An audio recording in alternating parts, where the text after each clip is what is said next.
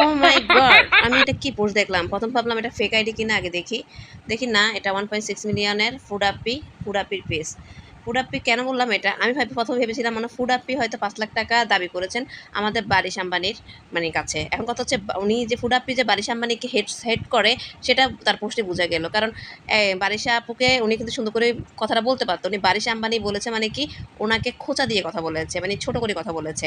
উনি ফুড আপ্পি বলেছেন একটা ব্লগ করার কি একটা ব্লগের জন্য নাকি বারিশ আম্বানি আপার কাছে কোন ফুড ব্লগার 5 লাখ টাকা চাইছে। ভাবতেছি কি করলাম জীবনে।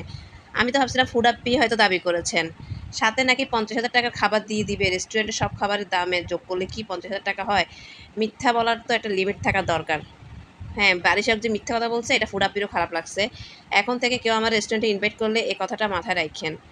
কে সে এত টাকা চাইছে? বারিশ আবার নিজেও তো যে কোনো কাজের জন্য চার্জ করে বেশি। 50K ফুড, ও মাই গড! আসলে 50,000 টাকার খাবার, এটা কিন্তু ঠিকই লেগেছে। সাথে নাকি 50,000 টাকার খাবার দিয়ে দিবে। রেস্টুরেন্টের সব খাবারের দাম যোগ করলেও কি 50,000 টাকা হয়? মিথ্যা বলার একটা লিমিট থাকে। আসলে বারিশাপুর এরকম সবাই ধুয়ে দিলে ওনার আসলে শিক্ষা হবে। উনি ইদানিং বেশি মিথ্যা কথা বলতেছে আর বেশি ফুটানিগিরি করতেছে। এর জন্য ফুড আপ্পির মতন মানুষ ওনাকে ধুয়ে দিচ্ছে। ফুড আপ্পিকে তো আমি এমনি পছন্দ করি না তেমন একটা, কিন্তু আমি ভাবছিলাম ফুড আপ্পি হয়তো 5 লাখ টাকা দাবি করেছে। এখন দেখি না, ফুড আপ্পি দাবি করেনি। হয়তো ওনারা কোনো এটা মিথ্যা কথা বলেছে।